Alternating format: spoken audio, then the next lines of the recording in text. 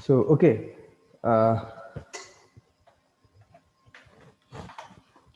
so up to the last lecture, we have covered the introduction to basics of civil engineering and all syllabus, practicals, and whatever books required to us for the to learn this basics of civil engineering subject.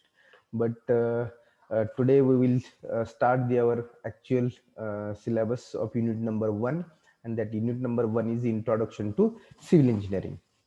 Okay, so we will see whatever syllabus we have seen in the unit 1, that is introduction to civil engineering. So one by one we will see the syllabus. So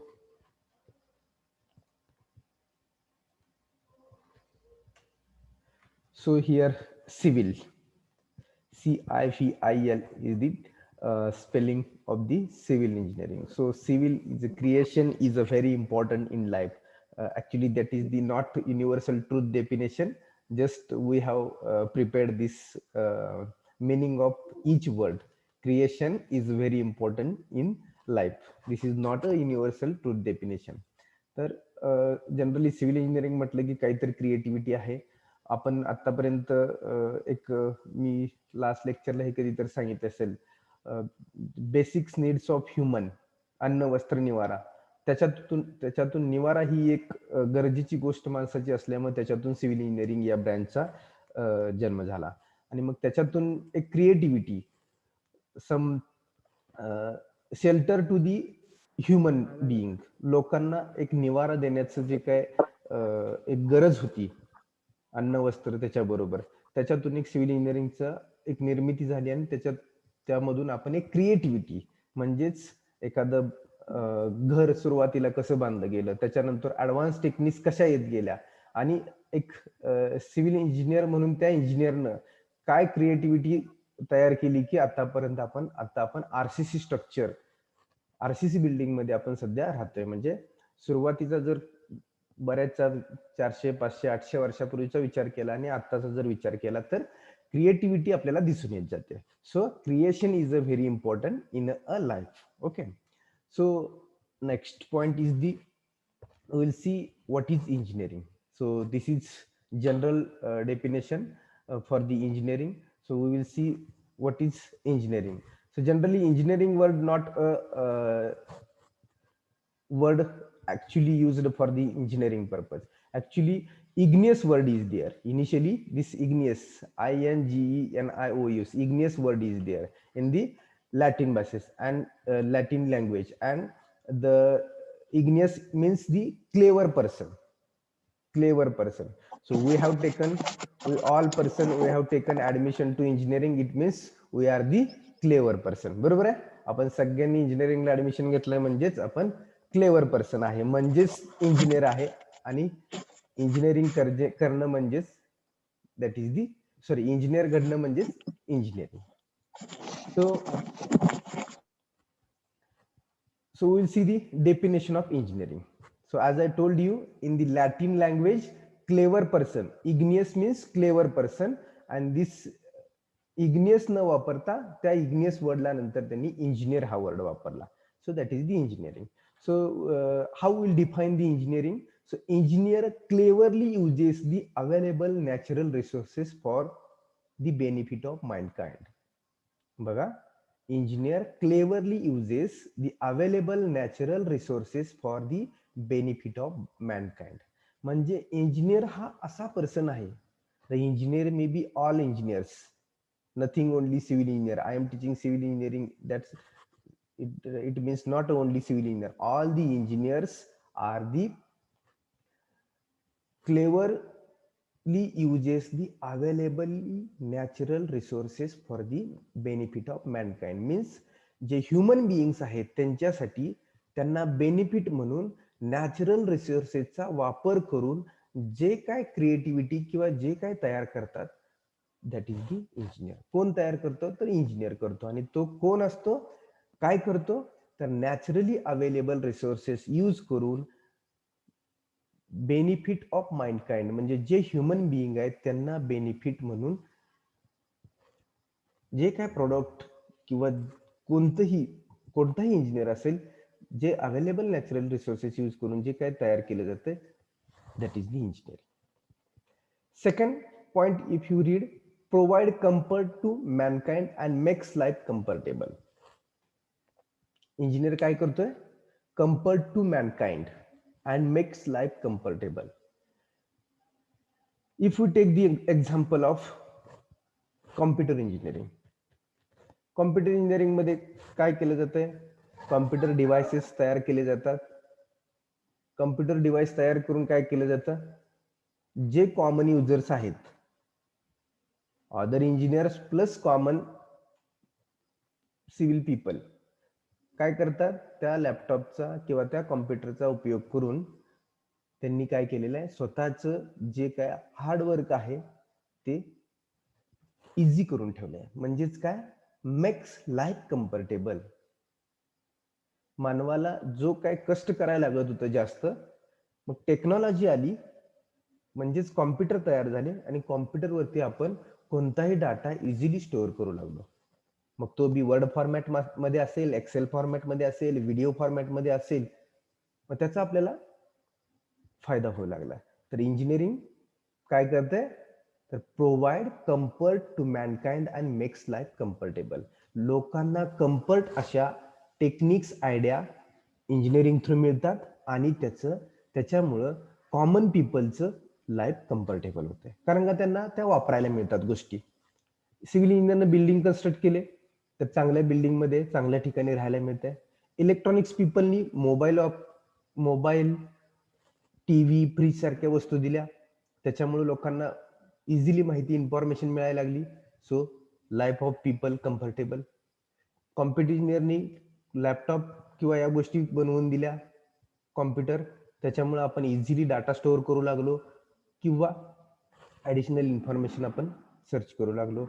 electrical engineer असेल, इलेक्ट्रिकलसाठी Motors तयार झाल्या, त्या मोटरचा उपयोग आपल्याला वेगवेगळ्या पर्पजसाठी मिळाला.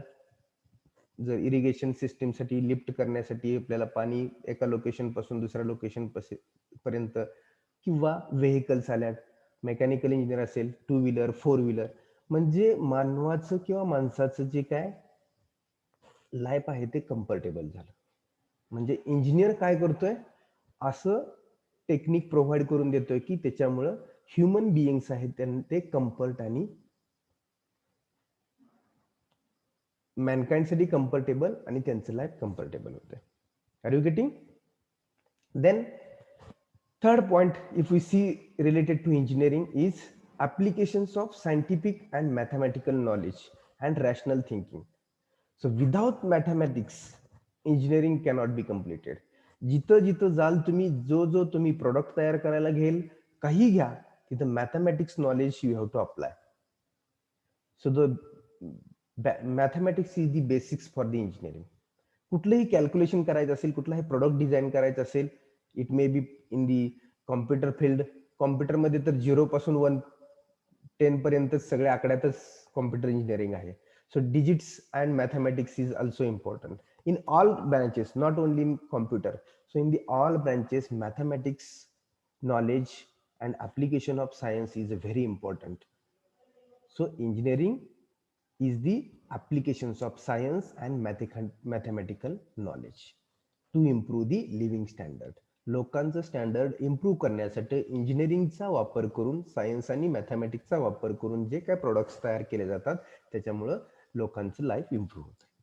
R you getting what is engineering? Actually इंजिनिअरिंगला प्रिव्हियस वर्ड होता igneous.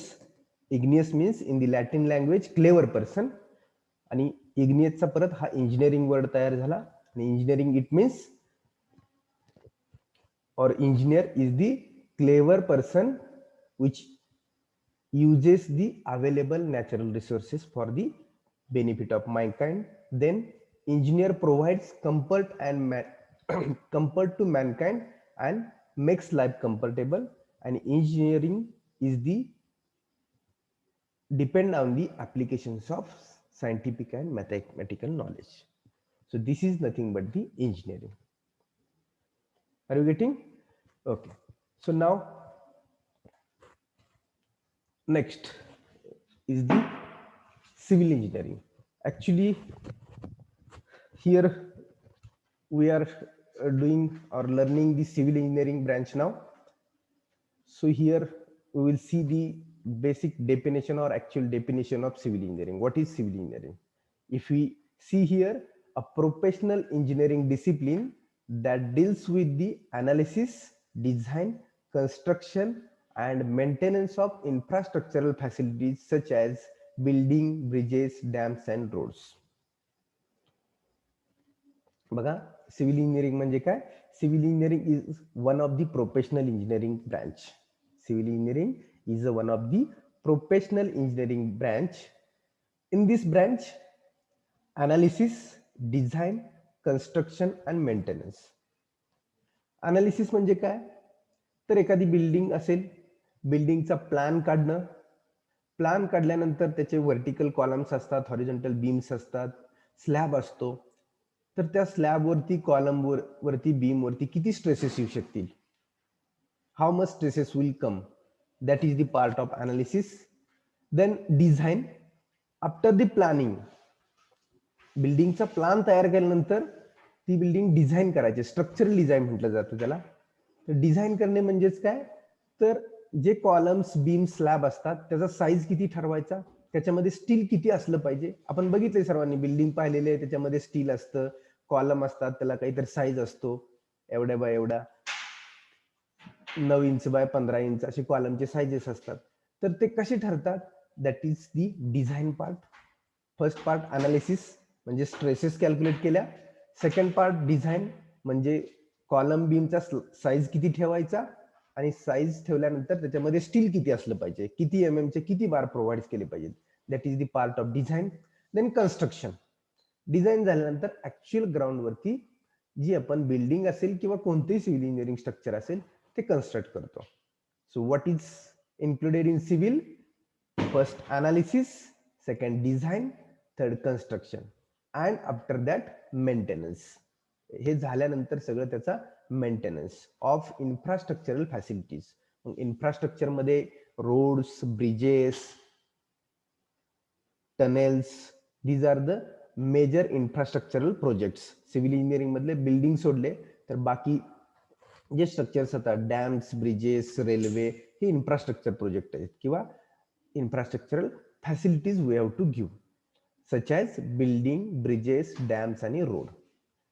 So here if we learn the definition of civil engineering, so simply it is a professional engineering branch that deals with the analysis, design, construction and maintenance of infrastructural facilities such as buildings, bridges, dams and roads. लक्षात आलं civil इंजिनिअरिंगची definition काय? तर civil engineering मध्ये आपण analysis करतोय, design करतोय, construction करतोय. कशाचं? तर बिल्डिंगचं, ब्रिजेसचं, डॅमचं आणि रोडचं. So these are the major projects in the civil engineering. Building, bridges, dams आणि रोड्स. अजून आहेत पण because the we have included because these are the major projects. याचं इन्फ्रास्ट्रक्चरल डिझाईन आपण करतोय. So that is nothing but the here civil engineering. Okay. So now next point is the disciplines of civil engineering, म्हणजेच sub domains of civil engineering. की जसं engineering मध्ये वेगवेगळ्या branches आहेत, mechanical engineering असेल, civil engineering असेल, electronics असेल, computer असेल, इलेक्ट्रिकल असेल, मरीन इंजिनिअरिंग असेल, केमिकल इंजिनिअरिंग असेल. These are the various sub branches of engineering. Similarly civil engineering मध्ये सब डोमेन्स आहेत. So what are these subdomains? If you see here, first architecture and town planning. Civil इंजिनिअरिंगची पहिली sub branch आहे ती architecture and town planning. Second building material. Third construction technology. Fourth environmental engineering. Fifth geotechnical engineering. Sixth hydraulics, water resources and irrigation engineering. The next, remote sensing and GIS, structural engineering, surveying and transportation engineering. So these are the sub branches of civil engineering. यामधील कोणत्याही एका branch मध्ये तुम्ही तुमचं career करू शकता. As a civil engineer you can career your in any branch in this field of civil engineering. So here so many branches of civil engineering.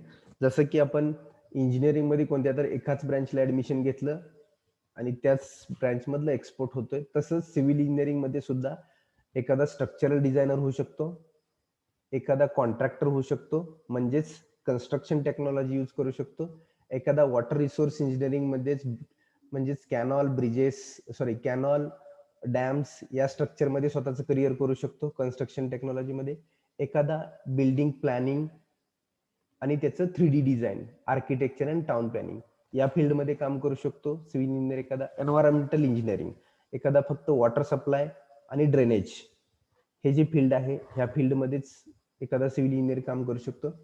एखादा civil engineer transportation engineering इथं आहे, transportation म्हणजेच road railway या फील्डमध्ये काम करू शकतो. So these are the so many disciplines or subdomains or sub branches of civil engineering, and we have to learn one by one branch of subdomains of civil engineering. Okay, so these are the subdomains or disciplines of civil engineering. So we will see one by one. Okay, so first sub branch or subdomain of civil engineering is the building planning and construction. So if you see the here image, काय दिसतंय तुम्हाला? ही image काय दिसते? कोण सांगेल? Blueprint. Again any other?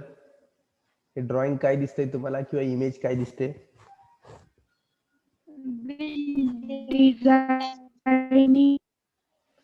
Building plan आहे. हा काय दिसतोय? बिल्डिंगचा हा एक प्लान आहे. जसं की म्हटलं आपण बेसिक्स नीड आपली जी निवारा होती सिव्हिल इंजिनिअरिंग आणि त्याच्यातूनच सिव्हिल इंजिनिअरिंग ब्रँच जसं जन्म झाला, तसं this is the advance technology used for the planning of civil engineering building. Civil engineering building plan करण्यासाठी सध्या वापरली जाणारी सर्वात ॲडव्हान्स टेक्नॉलॉजी ही आहे. अगोदर आपण काय करत होतो? साधी सिंपल घरं बांधत होतो, लाकडं उभा करायची, त्याच्यावरती काहीतरी निवारा टाकायचा, झाडा पाला वगैरे टाकायचा आणि काहीतरी आपण शेल्टर तयार करत होतो. तिथून पुढे थोड्या ॲडव्हान्स गोष्टी आपण करत गेलो. पाठीमागच्या 15 वर्षापूर्वी आपण हाताने ड्रॉइंग काढत होतो. हे जे दिसतंय प्रिंटेड ड्रॉइंग, हे printed drawing we are using in the last 10-12 years, but before that we are preparing the drawing on the paper by hand only. हाताने आपण हे ड्रॉइंग काढत होतो काही वर्षापूर्वी, 15 वर्षापूर्वी. या 15 वर्षात आपण हे ड्रॉइंग आहे ते कॉम्प्युटरचा वापर करून, ऑटोकॅड सॉफ्टवेअर आहे, या सॉफ्टवेअरचा वापर करून हे ड्रॉइंग आपण काढतो. बिल्डिंग प्लान, सिंपल जे दिसते चित्र आहे ते एका बिल्डिंगचा प्लान आहे आणि हा प्लॅन आपण आहे असं आपण ग्राउंडवरती एक्झिक्यूट करत असतो. So what is building planning? We will see here. First, civil engineers are concerned with many types of structures of which building are prime important. As I told you, the building is a basic and prime important subdomain of the civil engineering. सगळ्यात prime important subdomain कोणता असेल तर building आहे, की जे मी third time सांगतोय तुम्हाला, basic need आपली निवारा होती त्याच्यापासून बिल्डिंग तयार झाली. मग त्याच्यामध्ये खूप जुन्या वर्षापूर्वी वेगवेगळ्या टाईपचे शेल्टर्स आपण प्रोव्हाइड करत होतो आपल्याला निवारा म्हणून. आता ॲडव्हान्स टेक्नॉलॉजीमध्ये आपण आपल्याला निवारा म्हणून बिल्डिंग कन्स्ट्रक्ट करतोय आणि ती RCC frame structure building construct करतोय. So building is the prime important subdomain of the civil engineering. Then buildings are planned according to the fundamental principles of planning and bylaws of the local municipal bodies. Okay, so the municipal bodies, आपण काही जण village मध्ये राहतो, म्हणजे कुठे राहतो? ग्रामपंचायत एरियामध्ये राहतो. काही जण एखाद्या सिटीमध्ये राहतात म्हणजे नगरपालिकेच्या हद्दीत राहतात, काही जण जिल्ह्याच्या ठिकाणी राहत असतील ते महानगरपालिकेच्या एरियामध्ये राहतात. मग ग्रामपंचायत असेल, नगरपालिका असेल किंवा महानगरपालिका असेल, यांनी काहीतरी रूल्स रेग्युलेशन ठरवून दिलेले आहेत. कशासाठी दिलेले आहेत? तर तुम्ही तुमची बिल्डिंग कन्स्ट्रक्ट करत असताना शासनानं दिलेल्या ठरवून दिलेल्या बिल्डिंग बायलॉज प्रमाणेच तुम्ही तुमचं बिल्डिंग आहे ती कन्स्ट्रक्ट करायची. मग त्याच्यासाठी बायलॉज आहे. काय बायलॉज आहेत? तर तुम्ही ज्या ठिकाणी तुमचा प्लॉट आहे आणि त्या ठिकाणी तुम्ही बंगलो कन्स्ट्रक्ट करणार आहे त्याच्या समोरचा रोड किती मीटरचा आहे. हे सिव्हिल इंजिनिअरिंग मध्ये तुम्हाला आणखी गेल्यानंतर याचे 2 सब्जेक्ट आहेत. या फक्त बिल्डिंग प्लॅनिंग आणि कन्स्ट्रक्शन ही एवढी एक स्लाइड आहे ना, या स्लाइड वरती 2 सब्जेक्ट आहेत. त्यामुळे मी तुम्हाला खूप बेसिकच सांगणार आहे. फर्स्ट इयरला बेसिकच आहे फक्त, कारण का 2 सब्जेक्ट म्हणजे 2 सेमिस्टर शिकावे लागतील आपल्याला जर डिटेल मध्ये सांगत जायचं म्हटलं तर. बरोबर आहे. त्यामुळे तुम्हाला जेवढा बेसिक पार्ट आहे तेवढाच मी इथे एक्सप्लेन करणार आहे. सो प्रिन्सिपल्स आणि बायलॉज. मग नगरपालिकेने काहीतरी बायलॉज ठरवून दिले असतात. तुमचा बंगलो तुम्ही कन्स्ट्रक्ट करणार असाल तर बंगलोच्या पुढे तुमचा किती मीटरचा रोड आहे, त्या रोडच्या साईज वरून तुमच्या बिल्डिंगच्या फेस पासून रोडच्या सेंटर पर्यंत डिस्टन्स किती ठेवायचं. बघा मी काय सांगतोय, रोडच्या सेंटर पासून तुमच्या बिल्डिंगचं जी फेस आहे तिथपर्यंत डिस्टन्स किती ठेवायचं, प्लस बिल्डिंगच्या पाठीमागचं डिस्टन्स किती असलं पाहिजे. प्लॉट असतो आणि प्लॉटवर आपण बंगलो कन्स्ट्रक्ट केलेला असतो. बरोबर आहे. प्लॉट आहे, प्लॉट वरती आपण बंगलो कन्स्ट्रक्ट करतोय, तर बंगलोच्या पाठीमागचं अंतर किती असलं पाहिजे. बंगलोच्या साईडचं अंतर म्हणजे back side margin, side margin आणि फ्रंट मार्जिन. बंगलो आहे, एक प्लॉट आहे, प्लॉट वरती बंगलो कन्स्ट्रक्ट केलाय, तर त्या बंगलोचं side margin. Someone mute your self.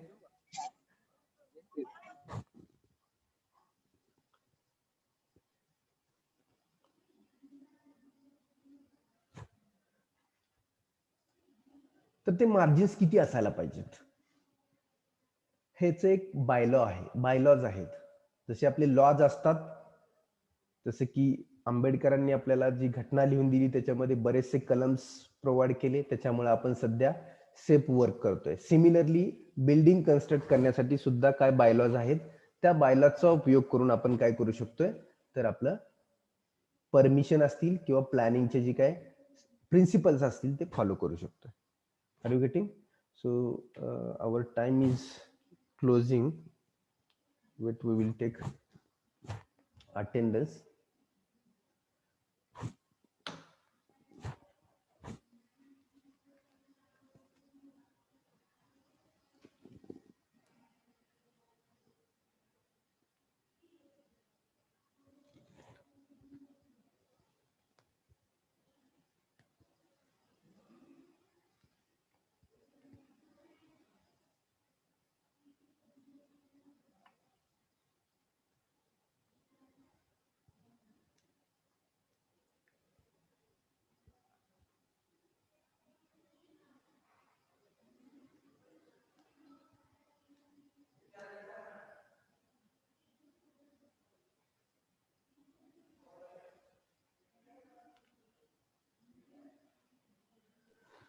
Sorry, थोडं लेक्चर पण आपलं लेट स्टार्ट झालं आणि थोडा डिस्टर्बन्स झाला, त्याच्यामुळे थोडंसं आपण काही पार्ट व्यवस्थित कव्हर करू शकलो नाही.